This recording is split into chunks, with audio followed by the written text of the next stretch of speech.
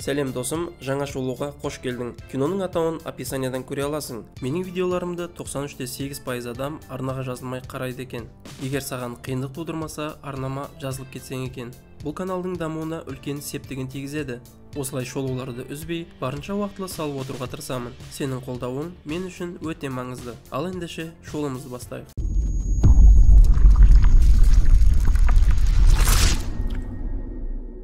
Фавиан Савацкий жағдай төмен аудандардағы балалар жағдайы жайлы документалды кино түсіріп жатыр. Үш бала доптың артынан жүгіріп, Гитлерді тауып алады. Гитлер бұл жерде қалай тап болғанын түсінер емес. Бір ғана секунд бұрын ол өзінің бункерінде болған еді. Ол баладан, менің жақтастарымның жағдайы қалай, олар қайда кетті деп сұрайды. Балалар болса оны ес ауысқан біреу болу керек деп санайды. Фавиан киноны бітіру үшін балаларды қайта шақырады, ал Гитлер өз бетімен жүріп, жұрттың көзіне алғаш бомж секілді көрінеді. Ол Германияның қаншалықты өзгеріп кеткенін көріп, өз көзіне өзі сенер емес. Адамдар оны көше әртісі ретінде қабылдап, Гитлермен суретке түсумен болады. Көшеде келе жатқанда Гитлер бір анадан көмек сұрайды. Ол болса оның көзіне газ баллонын сеуіп кетіп қалады. Какой сейчас год?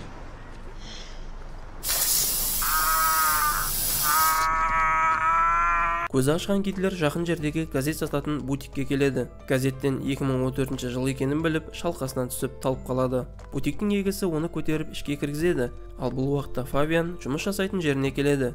Ол жерде Майер атты қызға тисе бастайды. Телеканал басшысы жиналыс кезінде кадрлық өзгерістер жайлы айтады. Бұрынғы отдел басшысы Кристофты орнынан ығыстырып, оның орнына Катяны қояды. Жиналыстан соң Кристофтың көңіл күйі түсіп, ақырында Фавианды жұмыстан шығарып тастайды. Газет сататын бутиктің егесі Гитлердің есін жиюына көмектеседі. Гитлер газет оқып, Германияның мүшкіл жағдайда екенін көреді. Елді әлсіз политиктер басқарып, жұмыссыздық саны артып кеткен. Ол өзі секілді мықты политик болғанда Германияны көтеретін еді деп ойлаумен болады. Гитлерге жалғыз ұнаған Жасылдар партиясы. Олар оған экология үшін күрескені үшін ұнайды. Фавиан жұмыстан шығып қалған соң қатты депрессияға түседі. Анасының үйінде отырып, түсірілген киноның фрагменттерін қараумен болады. Оның анасы видеодан Гитлерге ұқсайтын адамды байқайды. Фавиан ол жерден мен ол кісіні көрмеп едім дейді. Осылай Гитлерді іздемек болып шешеді. Ал бұл кезде дүкен егесі Гитлерге киімін жууды сұрайды. Себебі оның есінен бүкіл дүкеннің іші сасып кетті. Гитлер киім жуатын жерге келіп, заманауи киім киіп дүкенге қарай бет алады. Ол жерге келген кезінде оны Фавиан күтіп тұр. Ол Гитлердің рөлін айнытпай ойнайтын актер екен деп таңғалады. Осылай жаңа керемет кино шығаруға болатын біліп, Гитлерге елді аралап қарапайым халықпен әңгімелескенін кино арқылы шығаруға ұсыныс білдіреді. Гитлер қарапайым халықтың көріп жүрген қиындықтары жайлы білгісі келіп, бұл ұсыныспен келіседі.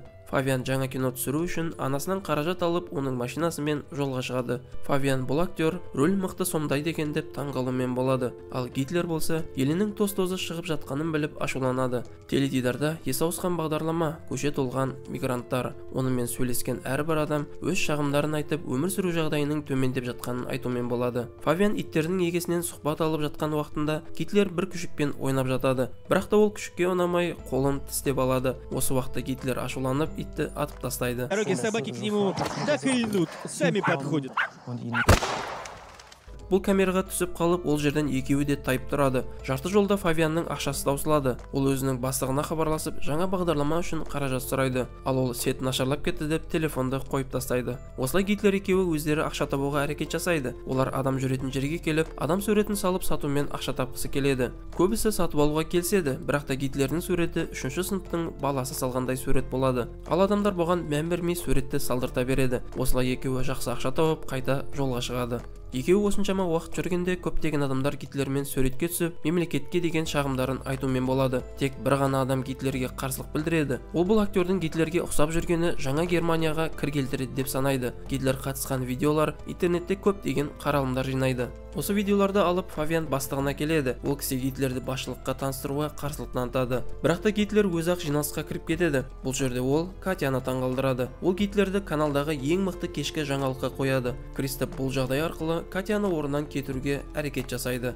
Ол сценаристерге келіп, басқа ел өкілдерінің намысына тиетін сөздер жазуға үгіттейді. Ол сөздерді Гитлер айтуы тиіс. Бірақ та Гитлер бағдарлама келген кезінде дайындалған мәтінді оқудан бас тартып, біршама уақыт үндемей тұрады. Содан соң Германияның мәселелерін қозғап, және сол проблемаларды мемлекет басшылары шеше алмайтынын айтады. Ол халықты осы арқылы ынталандырады. Катя ханым болса, әбден риза болады. Басқа адамдар қарсы болса да Гитлерді шоуларға жиі қатыстыратын болды.